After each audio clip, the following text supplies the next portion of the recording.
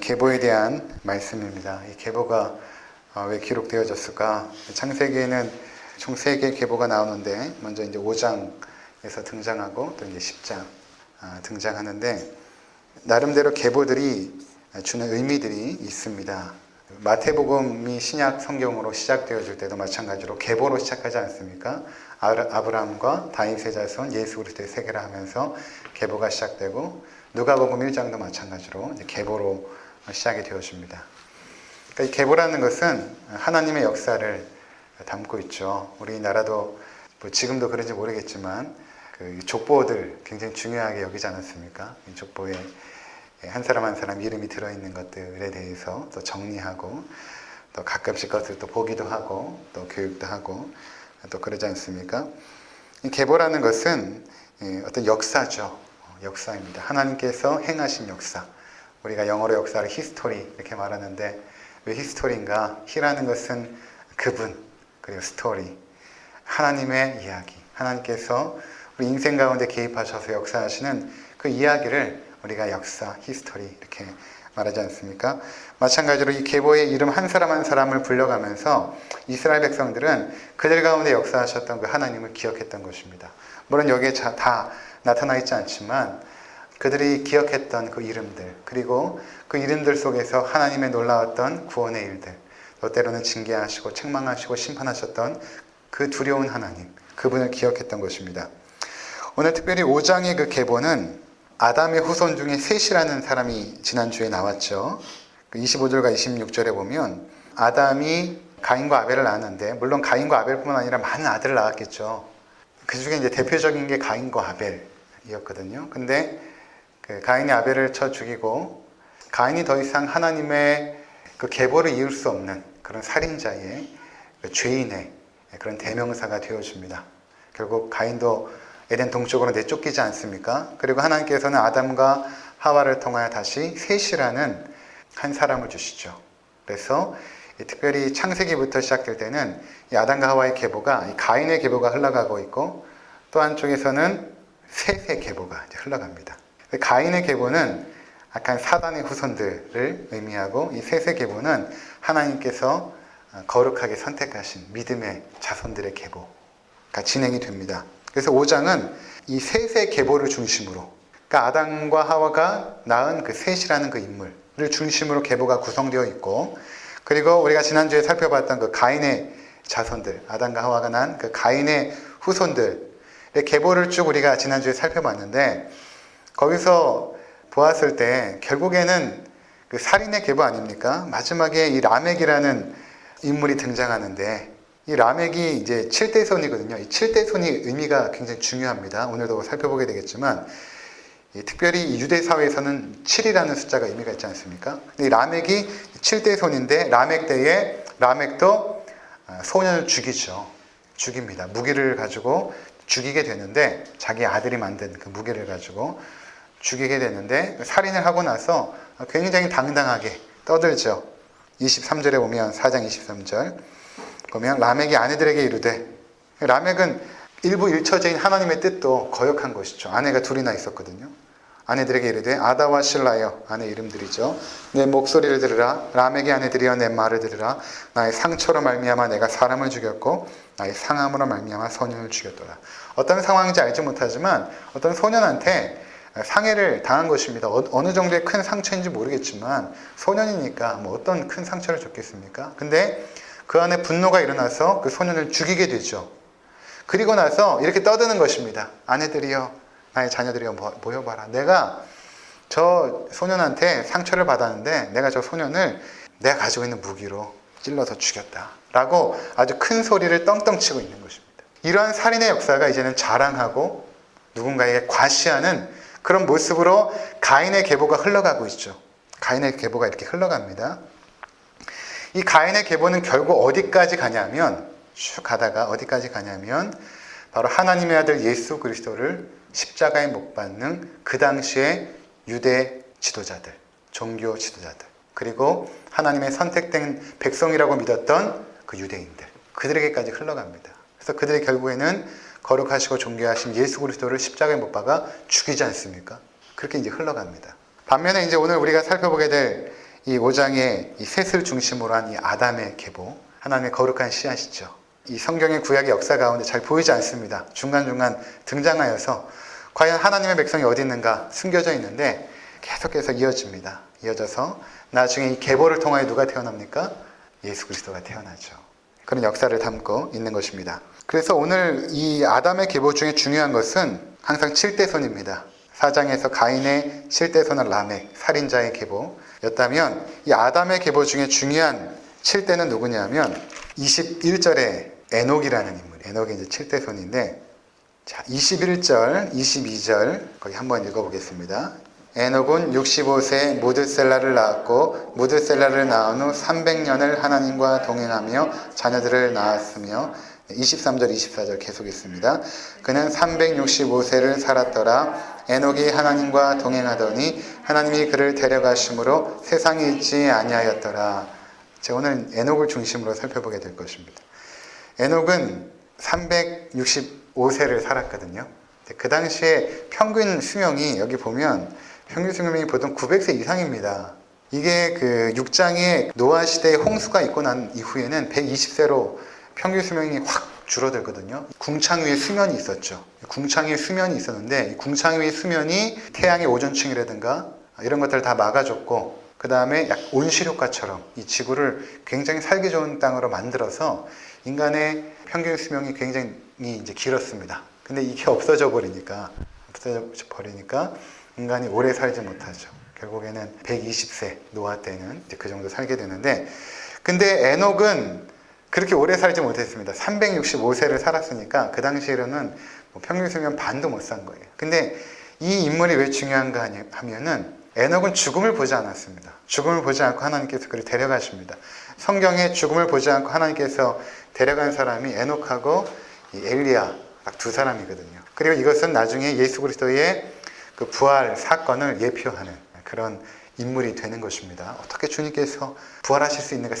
부활하시고 승천하실 수 있는가? 사람들이 보는 앞에서 승천하셔서 하나님 나라로 들어가시잖아요. 어떻게 가능한가? 이미 하나님께서 에녹을 통하여 그 예수 그리스도의 부활과 승천을 이미 우리 가운데 예표해서 보여주신 사건입니다. 이 5장을 쭉 넘어가면 계속해서 어떠한 메시지가 우리 가운데 들리냐면 누구는 누구를 낳고 몇 세를 살고 그 다음에 죽었더라 라는 메시지가 계속 나오죠. 죽었더라.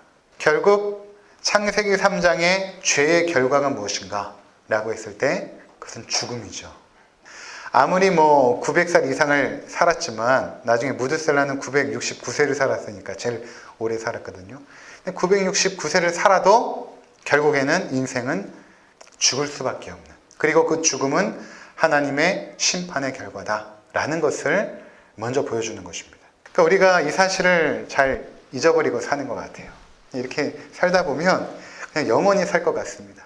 저는 뭐 장례나 아니면 뭐 병원을 자주 가니까 죽음을 그래도 다른 사람들보다 많이 생각하거든요. 근데 한 번은 제가 2006년에 처음으로 대형교회 부교육자 사역을 시작을 했는데 제가 맡은 그 교구 성도들이 2,000명이 넘으니까 굉장히 많은 숫자 아닙니까? 그냥 제가 맡은 교구 성도가 그냥 하나의 그 대형교회예요. 전도사님하고 둘이서 이제 섬기게 되는데 21명의 이제 구역장님들이 계시고 주로 이제 하는 일들은 성도들을 이제 돌아보는 것입니다.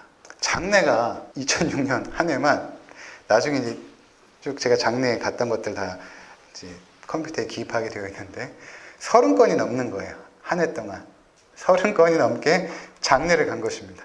어떤 날은 장례를 하고 그 버스에서 성도들과 함께 오고 있는데 또 전화가 온 거예요. 또 장례가 난 거예요. 그러면 오고 있는 길에 그 차를 돌려서 또 장례식으로 가고 그런 일이 있습니다.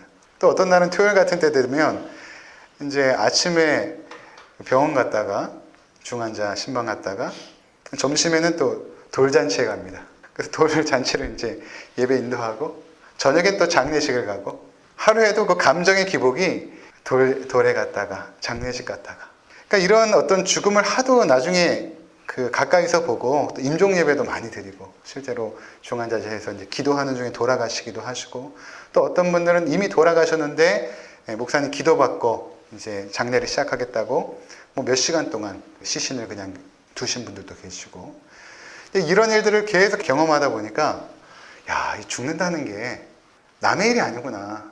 언제든지. 그리고 뭐 나이가 다 돼서 돌아가신 분도 있지만 그렇지 않은 경우도 굉장히 많거든요. 그냥 뭐 동창 모임 갔다가 체육대회 하는데 쓰러져서 그 자리에서 돌아가시기도 하시고, 등산 갔다가 아침에 산에서 내려오다 돌아가시고, 뭐 이런 경우들이니까 죽음이란 것이 멀지가 않은 것이죠. 그래서 그런 어떤 것들을 제가 2006년에 계속 경험하다가 나중에 제가 우울해지더라고요. 하도 죽음을 경험하다 보니까.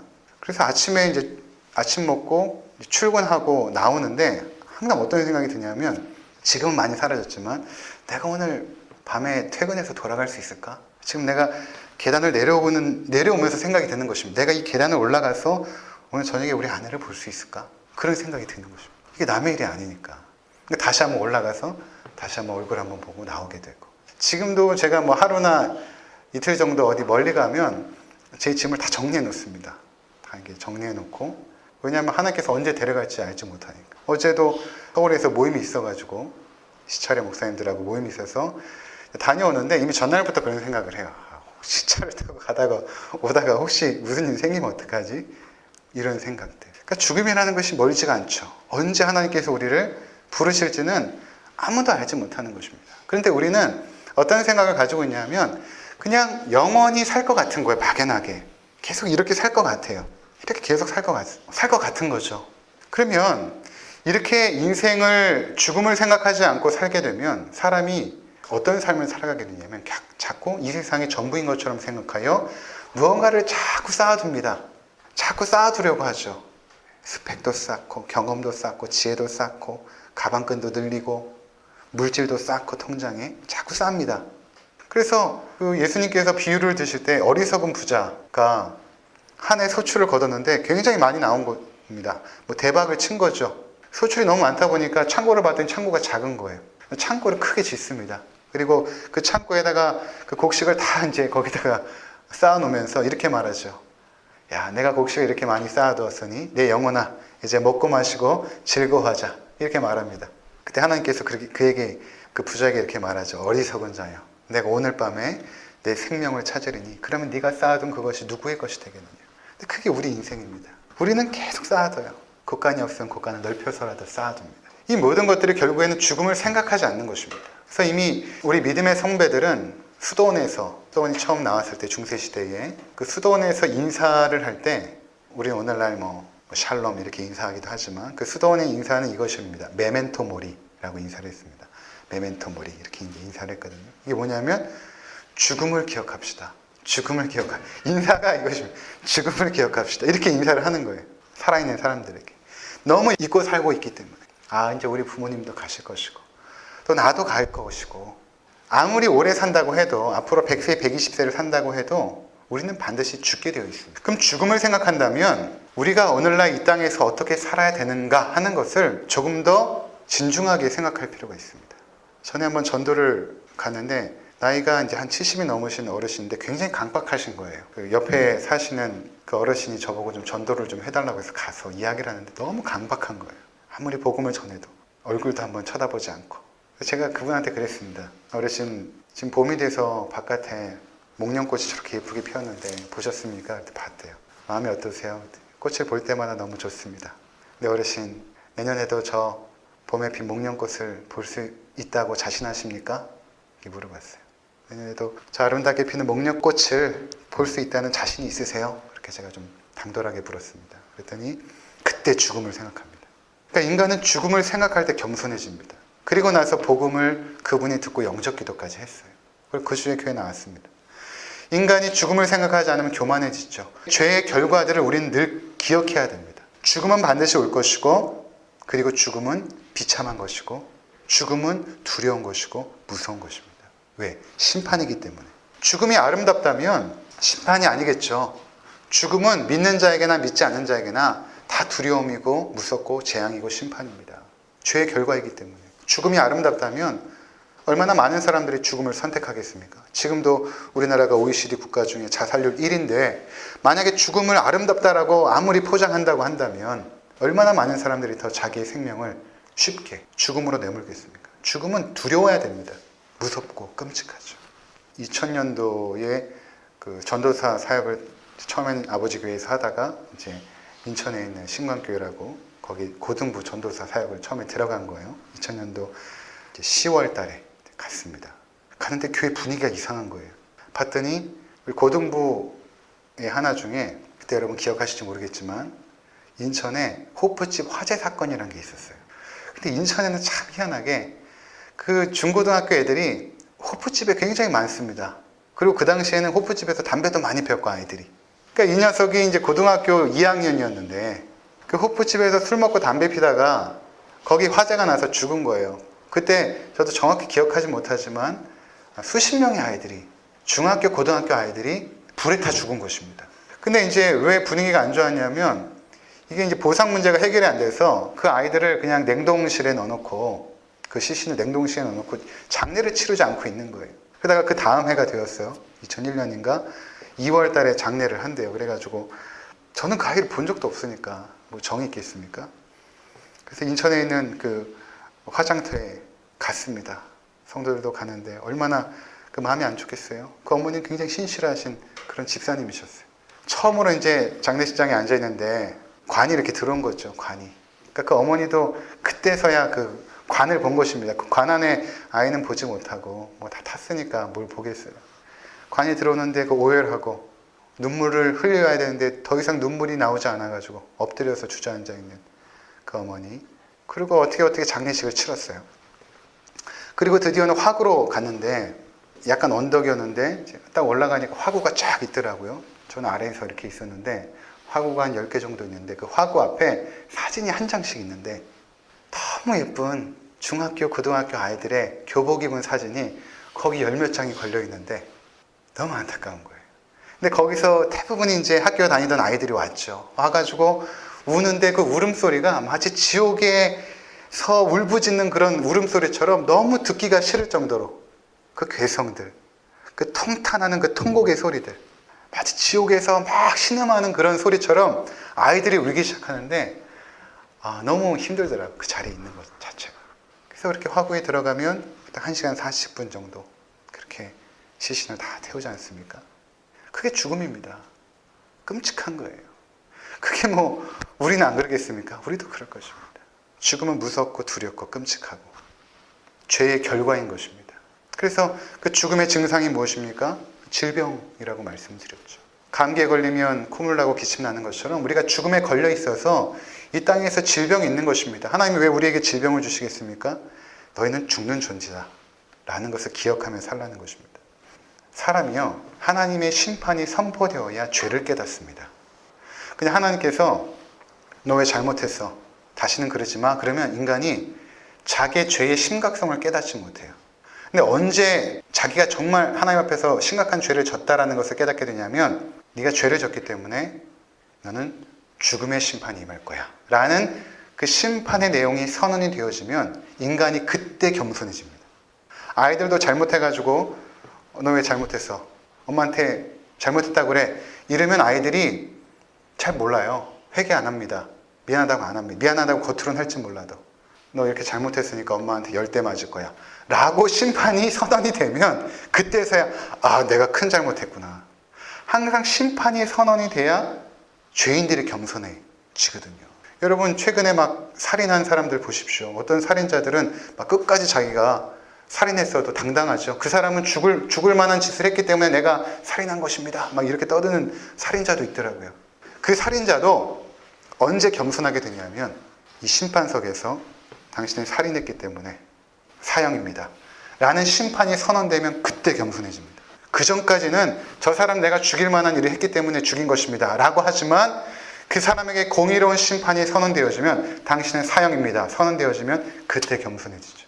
그래서 하나님께서 우리에게 아담과 하와가 죄를 범했을 때 너희는 결국 죽을 것이다 라는 그 선언을 듣자마자 창세기 5장에 나와 있는 이 셋의 계보들은 겸손해진 것입니다. 자, 여러분 잘 보세요. 오늘 우리가 에녹을 살펴보게 될 텐데 에녹이 성경에는 딱 3군데 등장하기 때문에 많은 정보를 알지 못하지만 그래도 우리가 알 수 있는 것이 있습니다. 이 에녹에 대한 언급이 유다서 14절 15절 유다서는 요한계시록 바로 앞에 있습니다. 아담의 7대손 에녹이 이 사람들에 대하여도 예언하여 이르되 보라 주께서 그 수만의 거룩한 자와 함께 임하셨나니 이는 무사람을 심판하사 모든 경건하지 않은 자가 경건하지 않게 행한 모든 경건하지 않은 일과 또 경건하지 않은 죄인들이 주를 거슬려 한 모든 완악한 말로 말미암아 그들을 정죄하려 하심이라 하였느니라. 에녹이 지금 사람들에게 선포했던 메시지가 있었는데 14절에 아담의 7대손 에녹이 이 사람들에 대하여 예언하여 이르되, 사람들에게 예언하고 하나님의 말씀을 전하는데 그 말씀의 내용이 무엇인가? 이제 주가 임할 것인데 15절에 무사람을 심판하실 것이다. 심판하사 모든 경건하지 않은 자가 경건하지 않게 행한 모든 경건하지 않은 일과 또 경건하지 않은 죄인들이 주를 거슬려 한 모든 완악한 말로 말미암아 그들을 정죄하려 하십니다. 하나님께서 임하셔서 경건하지 않은 모든 자들을 심판하실 것이다. 이것을 셋의 후손들은 알고 있었던 것입니다. 하나님은 두려우신 분이야. 하나님 죄에 대하여 반드시 진노하시고 심판하시는 분이야. 그래서 그들은 겸손하게 하나님 앞에서 살게 되었던 것입니다. 특히 에녹은 그 겸손함이 어떻게 긍정적인 삶으로 나갔냐면 22절에 보면 하나님과 동행하였다 이렇게 말하죠. 하나님과 동행하였다. 그리고 24절에도 에녹이 하나님과 동행하더니 이렇게 말합니다. 하나님과 동행하는 삶. 이 하나님의 백성들은 하나님의 사랑, 그것을 믿을 뿐만 아니라 또 하나는 하나님의 심판에 대한 두려움. 그러니까 하나님을 경외한다는 것은 두 가지거든요. 하나님을 사랑하는 마음과 하나님을 두려워하는 마음. 이 두려워하는 마음은 무서워하는 마음이 아니라 그 하나님의 공의 앞에 두려워 떠는 마음입니다. 하나님이 너무 거룩하고 공의로우셔서 그 앞에 두려워 떨 수밖에 없는. 그러니까 지금 이 창세기 5장의 셋의 후손들, 특별히 에녹은 그 하나님을 경외했거든요. 그러면서 그 경외하는 마음 속에서 하나님과 동행하였다. 이 동행이라는 단어는 함께 걸어갔다라는 의미가 있거든요. 그러니까 하나님과 함께 걷는 삶을 살았다는 것입니다. 이게 왜 중요하냐면 여러분 우리 신앙에서 신앙생활이 무엇인가 라고 했을 때 그것은 하나님과 동행하는 것입니다. 신앙생활은 무엇인가 했을 때 하나님과 발걸음을 맞추며 동행하는 것입니다. 시편 23편에도 보면 여호와는 나의 목자시니 내가 부족함이 없으리로다. 그 나를 푸른 초장에 누이시며 쉴 만한 물가로 인도하신도다 이렇게 말하죠. 그러니까 선한 목자 되신 주님께서 우리를 인도하시죠. 유대 사회에서 목자와 양의 관계는 목자가 지팡이를 짚고 앞에를 가면 양들은 그 뒤를 절절절 쫓아갑니다.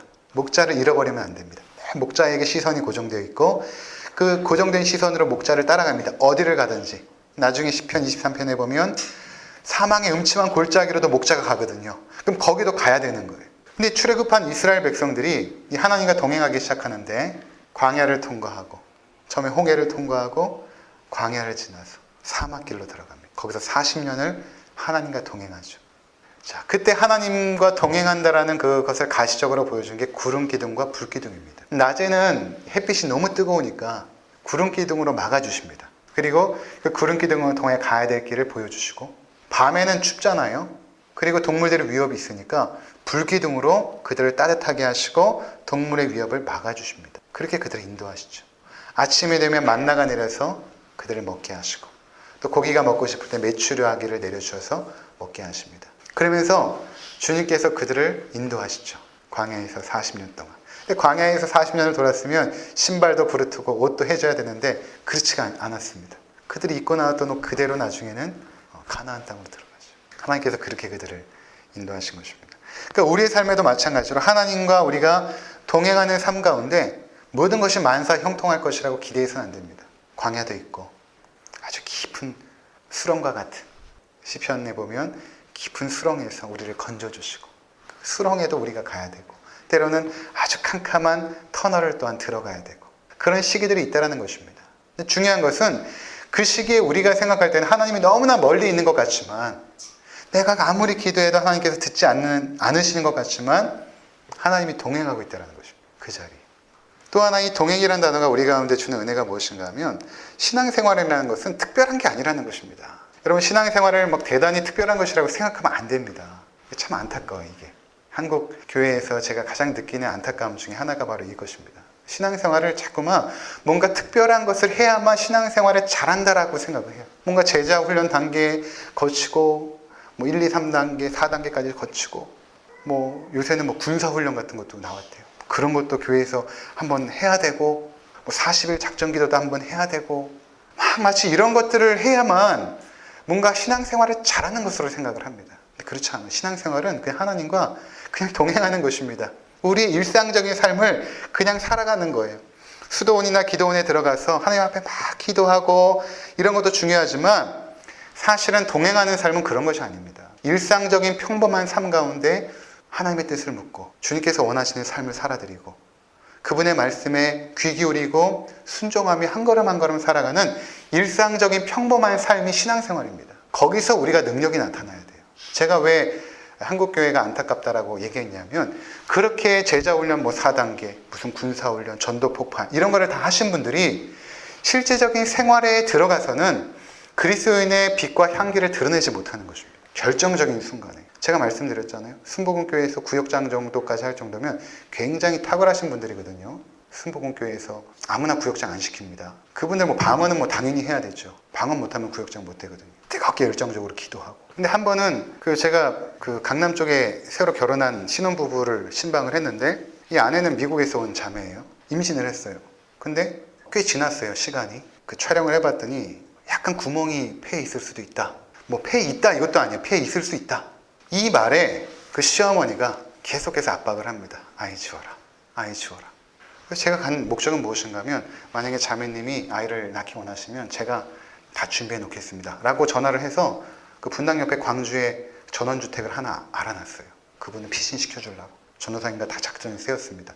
아이를 낳게끔 하려고. 기도해 보겠대요. 근데 나중에 들은 소식은 아이를 지운 거예요. 우리 지금 아내 뱃속에 아이가 20주인데 손가발 다 있거든요. 태동도 있고. 이미 12주 때 형성이 되었거든요. 근데 그 아이는 이미 12주 넘었어요. 제가 지금 기억하기로는 거의 4개월에서 5개월 정도 된 아기였어요. 그것을 누가 강하게 밀어붙였는가? 순복음교회 권사님이 그렇게 하신 거예요. 제가 그때 알았습니다. 아무리 신앙생활 그렇게 오래 하고 교회에서 방언하고 전도 열심히 한다고 해도 일상적인 삶의 영역에서 그리스도인으로서 살지 못한다면 저것은 결국 신앙이 아니다. 교회에서는 인정받을지 모르죠. 방언으로 막 기도하면 성도들이 옆에서 저분 영적이다, 탁월하다 할지 모르죠. 40일 저는 새벽 기도를 했습니다. 때로는 가끔씩 금식도 합니다.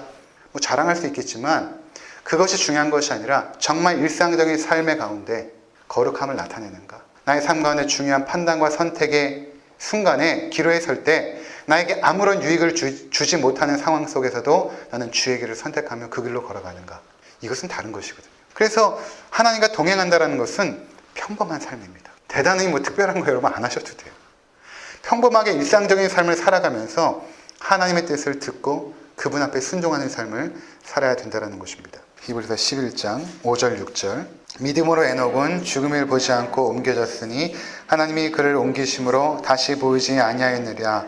그는 옮겨지기 전에 하나님을 기쁘시게 하는 자라는 증거를 받았느니라.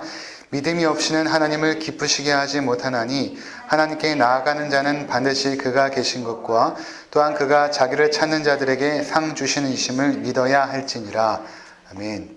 에녹은 하나님을 기쁘시게 하는 자라는 증거를 받은 것입니다. 이 하나님을 기쁘시게 하는 자라는 그 증거는 왜 그런 증거를 받았는가? 6절에 보니까 믿음 때문에 그런 것입니다. 믿음이 무엇입니까? 바른 지식과 굳건한 신뢰 아닙니까? 두 가지로 하이델베르그 신앙교리에서 요약하죠. 바른 지식, 즉 성경이 바른 지식입니다.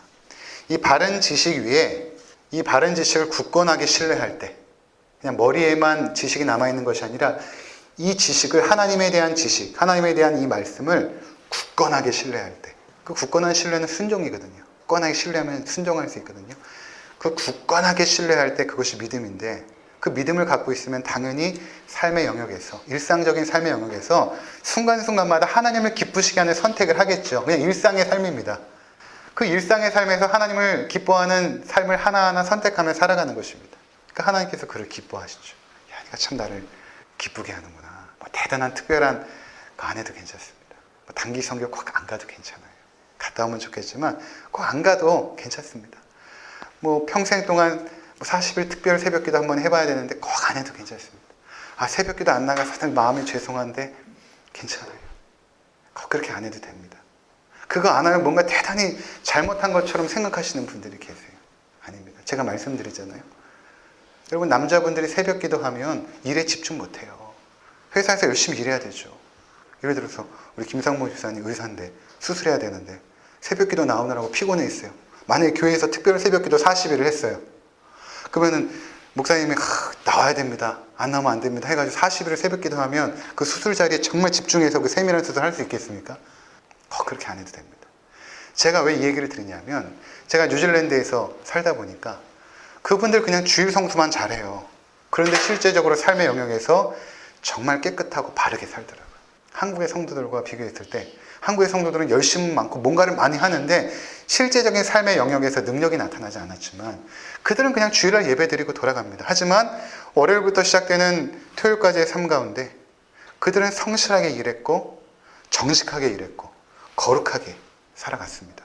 제가 거기에서 약간 충격을 받았어요. 굉장히 널널하더라고요. 아무것도 안 하는 것 같더라고요. 그래서 저희 교회도 처음 개척해서 몇 년 동안은 아무것도 안 했거든요. 지금 이렇게 만들어진 것도 성도님들이 이렇게 하자고 해가지고 만들어진 것이지만 여러분들이 가장 집중해야 될 것은 우리의 생활과 신앙이 분리된 것이 아니라는 것입니다. 하나야, 하나.